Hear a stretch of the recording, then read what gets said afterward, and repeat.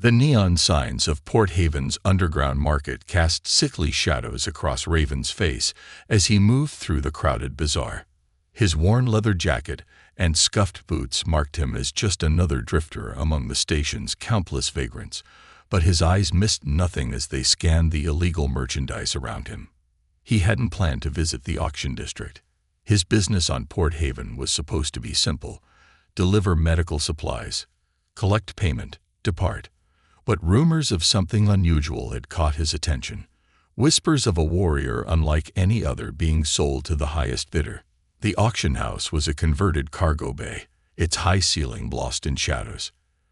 Raven found a spot near the back, watching as various specimens were paraded across the stage. Criminals, deserters, and engineered soldiers, all reduced to mere commodities. Then they brought her out. She stood nearly 7 feet tall, her skin a deep violet that seemed to absorb the harsh lighting. Silver markings traced patterns across her exposed arms and face, telling stories Raven couldn't read. But it was her eyes that held him. Bright amber orbs that burned with unconquered defiance despite the heavy restraints binding her. "Behold," the auctioneer's voice boomed. "A Selenian warrior, stronger, faster, and more lethal than any human soldier, trained in arts of combat lost to time itself. Who will start the bidding?" Numbers flew through the air as wealthy collectors and military contractors fought to claim her. Raven's hand tightened on his credit chip. He had enough saved for a new ship engine. Barely. But something in those amber eyes called to him, stirring memories of his own past as a soldier, of watching others treated as weapons rather than people. 500,000. A voice cut through the crowd. A man in an expensive suit stepped forward, his cybernetic eyes glowing with anticipation. The warrior's gaze met Raven's for a brief moment. In that instant, he saw past the fierce exterior to something else. Not weakness, but a wounded soul that refused to break. 600,000. The words left Raven's mouth before he could stop them. The crowd turned to stare at him, murmurs of surprise rippling through the audience. The man in the suit smiled thinly. 700. Raven knew he should walk away. This wasn't his fight, but that defiant gaze held him, challenging him to prove he was different from the others who saw her as property. 800,000. His voice was steady despite the madness of what he was doing. Silence fell over the auction house. The suited man's smile vanished. The auctioneer's eyes gleamed with greed. Going once, going twice, sold. As guards led the warrior toward him, Raven wondered if he'd just made the biggest mistake of his life, or finally done something truly right.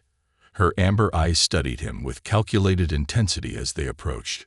"Your property, sir," a guard sneered, holding out a control device for her restraints. Raven took it, his stomach turning at the word property. He waited until they were alone in a corridor before speaking. "My name is Raven, and I have no intention of being your owner." She regarded him silently for a long moment before responding in a voice like distant thunder. "I am called Nex. Why did you buy me?" "Because no one deserves to be sold like cargo," he said simply. "I can help you get somewhere safe, or you can go your own way. Your choice." Nix's eyes narrowed. "Nothing is without price. What do you want in return?" "Nothing. Sometimes people just help each other, even out here in the darkness." She studied him for so long he began to wonder if she'd attack him the moment he released her restraints. Finally, she spoke again. "You are either very foolish or very brave. Perhaps both." A ghost of a smile touched her lips. "I accept your help, for now." Raven nodded and began working on her restraints, knowing his life would never be the same after this moment. Sometimes the right choice was also the most dangerous one. The abandoned mining station loomed before them, a skeletal structure silhouetted against the violet nebula. Raven guided the Starcrow through the debris field surrounding it, scanning for any signs of activity. Beside him, Nix remained silent, her amber eyes fixed on the approaching station. "It's not much," Raven said, "but it's off the major trade routes. We can lay low here while we figure out our next move." The station's docking clamps engaged with a shudder that ran through the ship's hull. Nix's markings pulsed faintly in the dim light. "You still have not explained why you risk yourself for me." Raven powered down the engines, buying time before answering. "Maybe I'm tired of watching people treat others like property. Or maybe I'm just bad at making sensible decisions." "Both can be true," Nix said, the faintest hint of amusement in her voice. They made their way through the station's airlock, emergency lights flickering to life as they triggered ancient motion sensors. The air was stale but breathable. Their footsteps echoed through empty corridors, stirring decades of dust. "The station's core is still functional," Raven noted, checking his handheld scanner. "We should be able to." A distant clang cut him off. Both froze, listening intently. "We are not alone," Nix whispered, her body tensing like a coiled spring. More sounds echoed through the station, the unmistakable noise of boots on metal floors. Raven cursed under his breath. "Looks like this hideout isn't as abandoned as I thought." They retreated into a side corridor as voices approached. Raven caught fragments of conversation. "Sweep the lower levels. Must be here somewhere." "Bounty hunters," Nix growled. "The auction house must have put a price on our heads." That didn't take long. Raven checked his plasma pistol.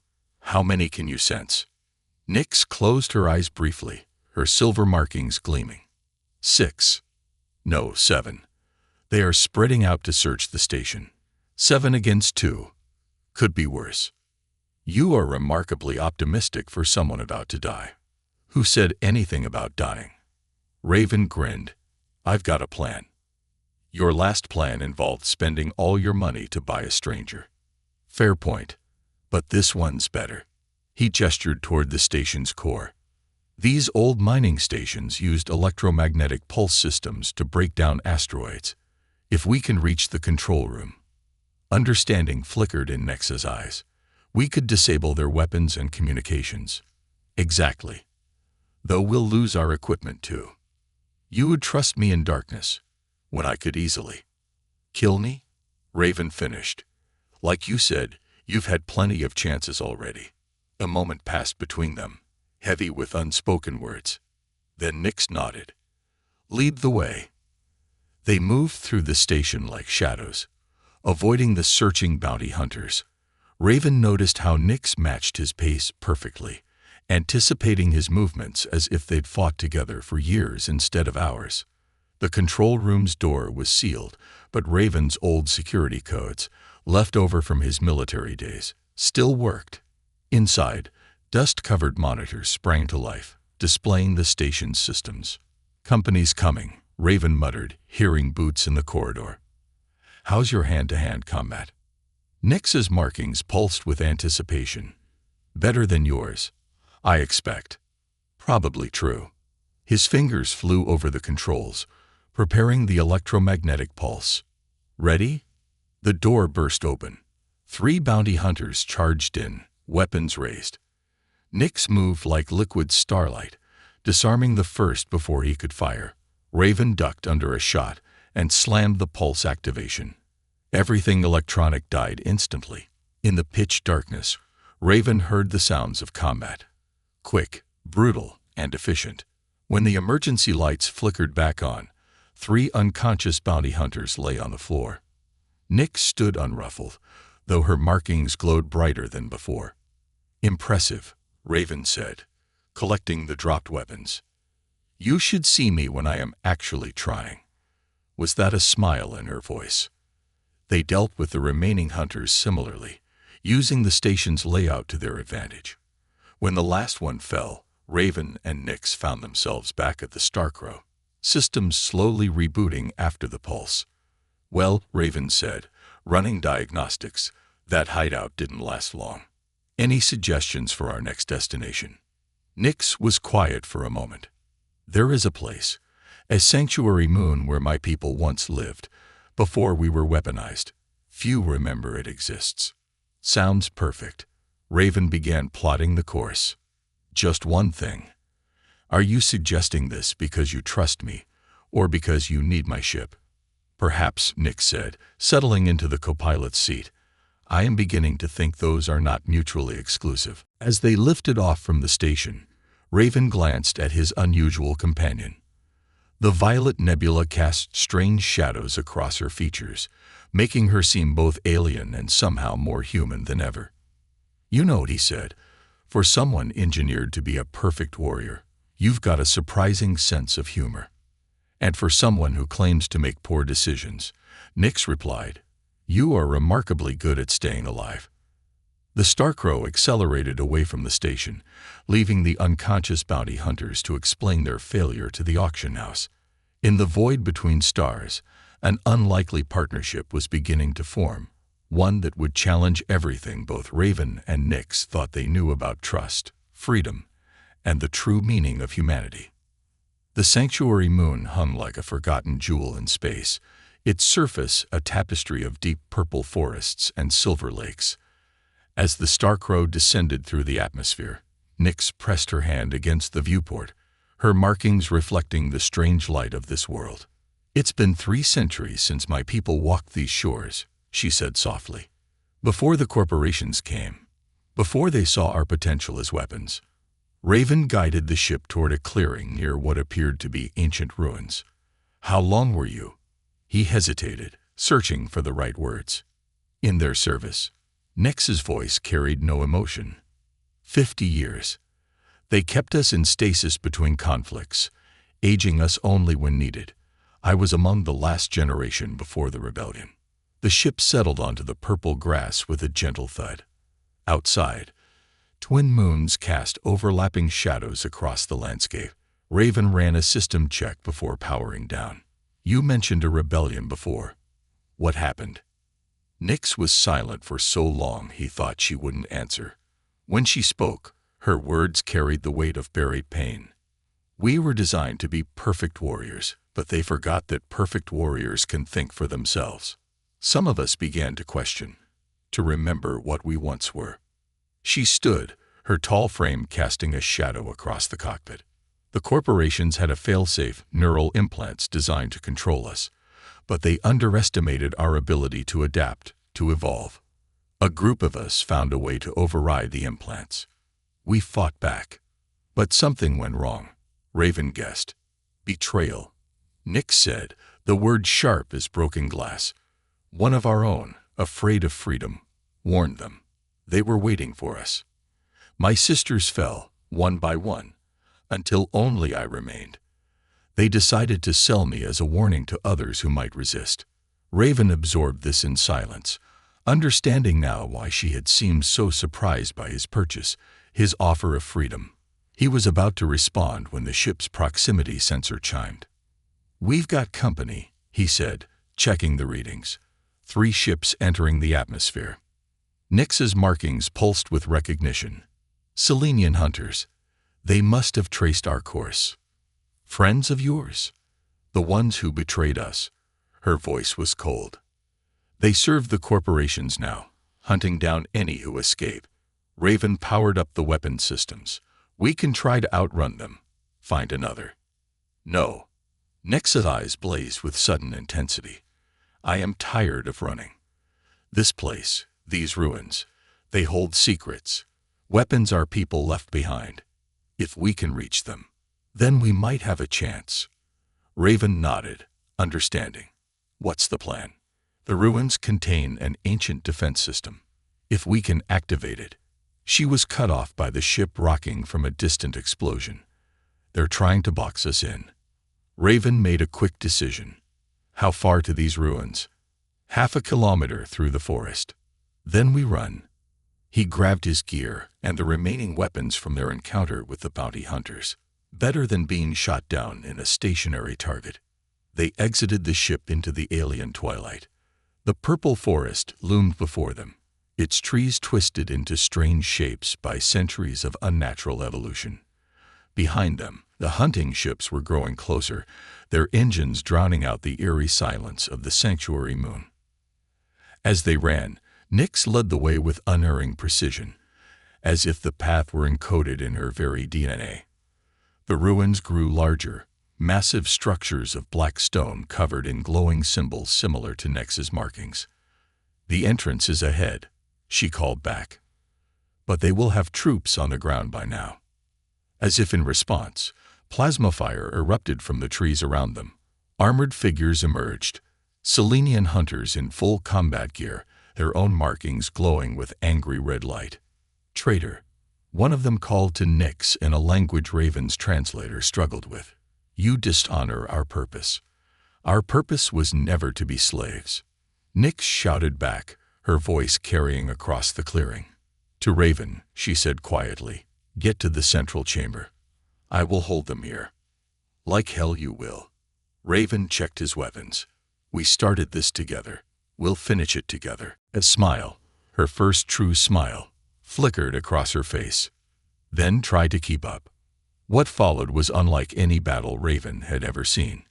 Nyx moved like a force of nature, her enhanced strength and speed, making the hunter's advanced armor seem obsolete. Raven provided covering fire, his military training serving him well as they fought their way to the ruins' entrance. Inside, ancient technology hummed to life at their presence. Nyx's markings resonated with the symbols on the walls, creating a ghostly light that led them deeper. "The central chamber should contain the control matrix," she said as they ran. "If I can interface with it." More hunters appeared ahead. Raven threw his last stun grenade, buying them precious seconds. "Whatever you're going to do it fast." They burst into a vast circular room, dominated by a crystalline structure that pulsed with the same light as Nyx's markings. She moved toward it purposefully, her hands reaching out to touch its surface. "Stop her," a voice commanded. The leader of the hunters stepped into the chamber, his armor more elaborate than the others. "You would destroy everything we have built, everything we are meant to be." "We were meant to be free," Nyx said, her voice echoing with power as her markings began to glow brighter. "And now we will be." The crystal structure blazed with light, and Raven felt the air itself begin to hum with energy. The hunters' weapons sparked and died in their hands. Then their armor began to fail, the neural interfaces that kept them loyal to their corporate masters shorting out. One by one, the hunters fell to their knees, their red markings fading to silver.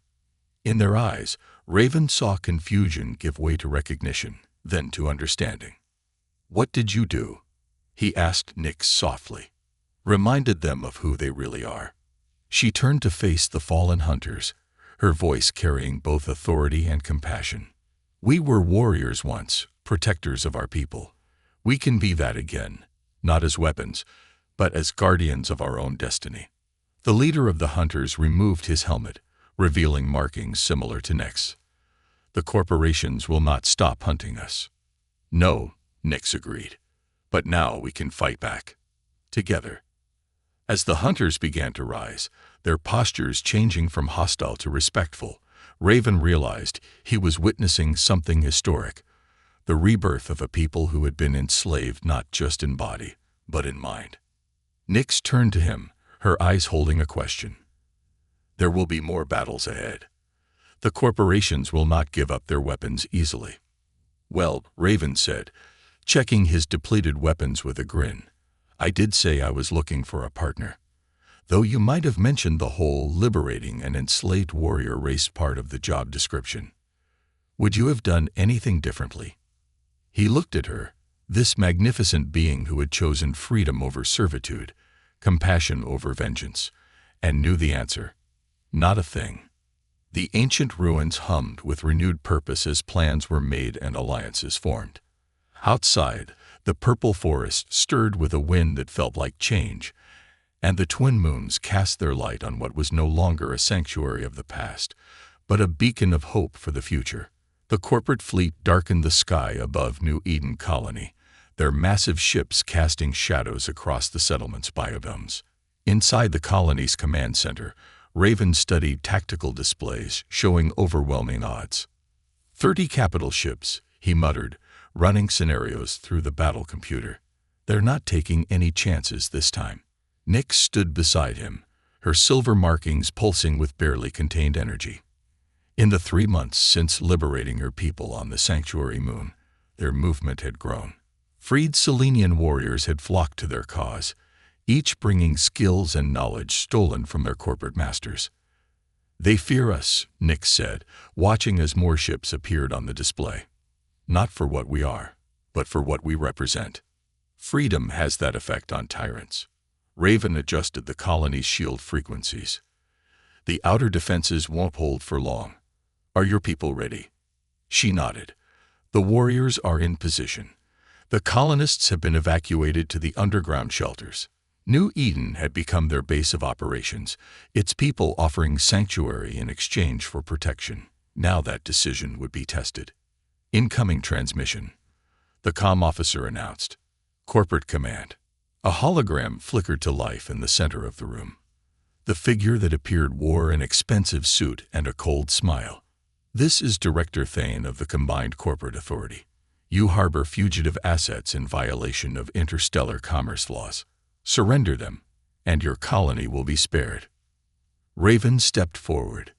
"These assets are living beings who chose freedom. Maybe try respecting that choice." "Choice?" Thane laughed. "They were created to serve, nothing more." "And you, Captain Raven, a decorated military officer turned common thief. How disappointing." "Actually," Raven smiled, "I prefer to think of it as asset reallocation." The director's expression hardened. "You have 1 hour to surrender the Selenians. After that, we will take them by force." The hologram vanished. Nix's eyes met Raven's. "He's lying about sparing the colony." "Of course he is." Raven turned to the command staff. "Signal the other settlements. It's time." Throughout the colony, hidden preparations sprang into action. What the corporate fleet couldn't see were the modifications they'd made to the biodomes, transforming them into launch facilities for the small, agile ships they'd spent months gathering.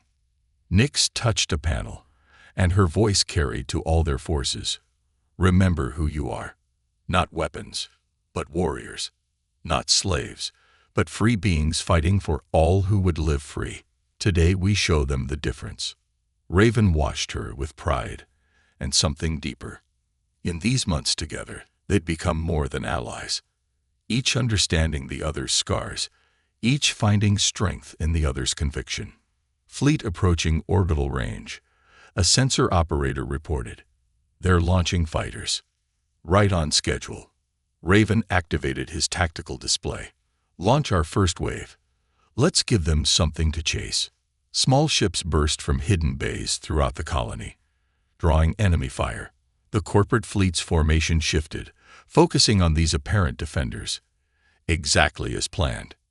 "Second wave, on my mark," Nix commanded. In the tunnels beneath the colony, larger ships waited, carrying teams of freed Selenian warriors, ships that would be ignored in the chaos above until it was too late. The battle unfolded like a deadly dance. Corporate forces pushed forward, seemingly overwhelming the colony's defenses. Their arrogance made them predictable. "Now," Raven ordered. The second wave launched, not up toward the fleet, but out through the colony's underground tunnels. They emerged behind the corporate forces, targeting command and control ships with surgical precision. Multiple hostile ships disabled. The tactical officer reported. "Their formation is breaking." Nix's warriors proved devastating in ship-to-ship combat, their enhanced abilities letting them outmaneuver the corporate pilots. Decades of forced service had taught them their enemy's every weakness. Director Thane's voice crackled over the comm, tight with fury. "What have you done?" "Showed them respect," Raven answered.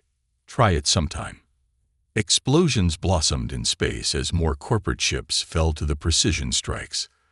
The mighty fleet began to retreat.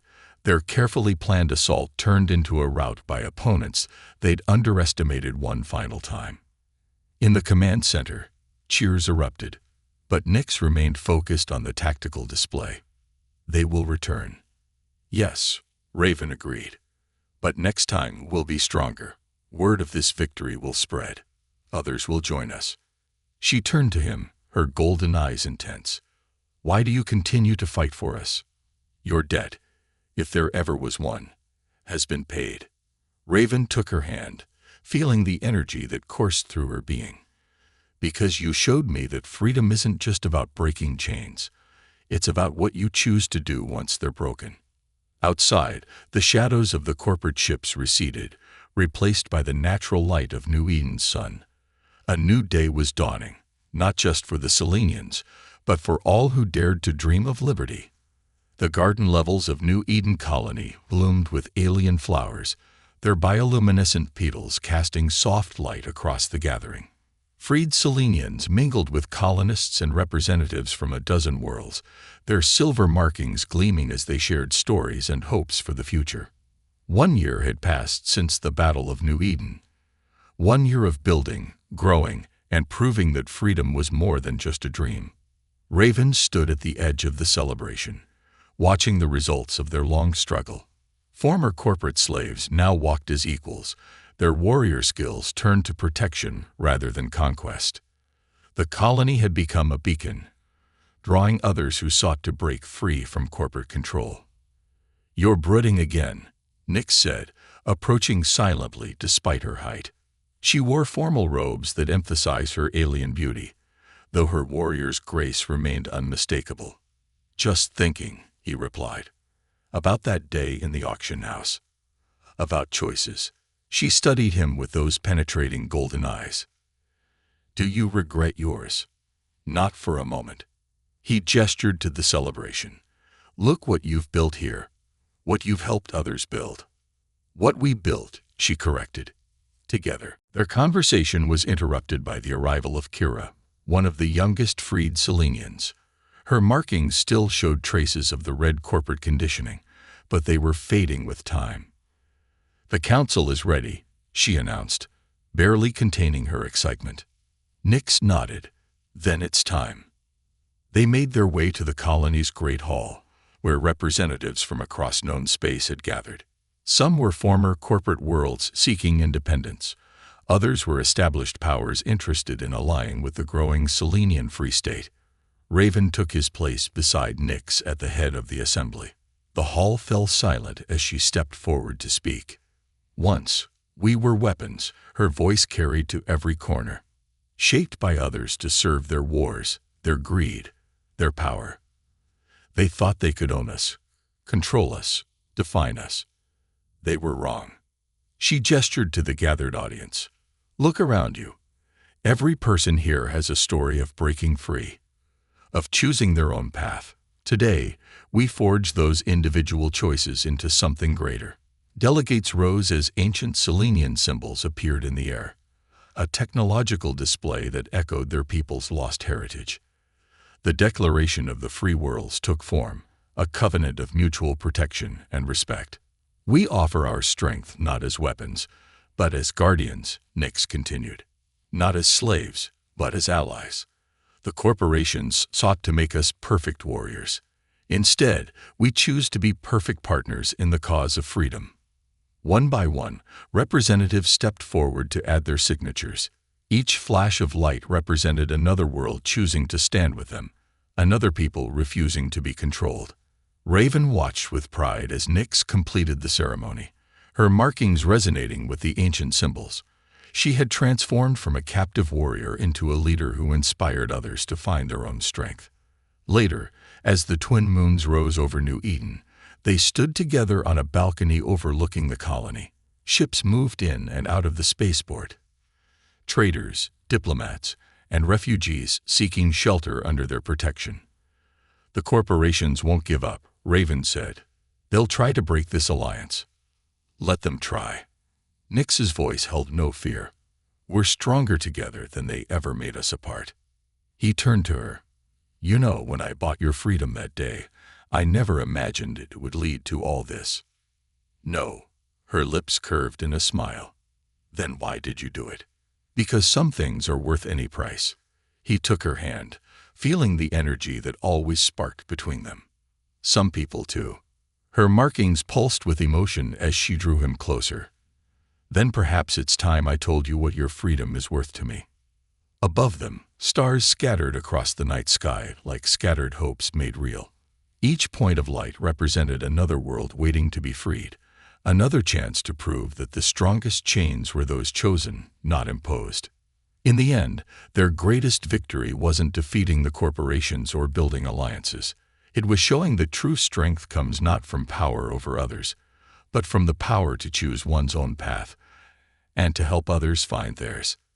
The story of the captive warrior and the man who freed her became legend, told across 1,000 worlds. But the truth was simpler and deeper. Two souls who found in each other the courage to be more than what others had made them, who built something greater than either could have imagined alone. And in the starlight over New Eden, they sealed their promise to continue that work together, for as long as beings anywhere sought to break their chains and claim their freedom.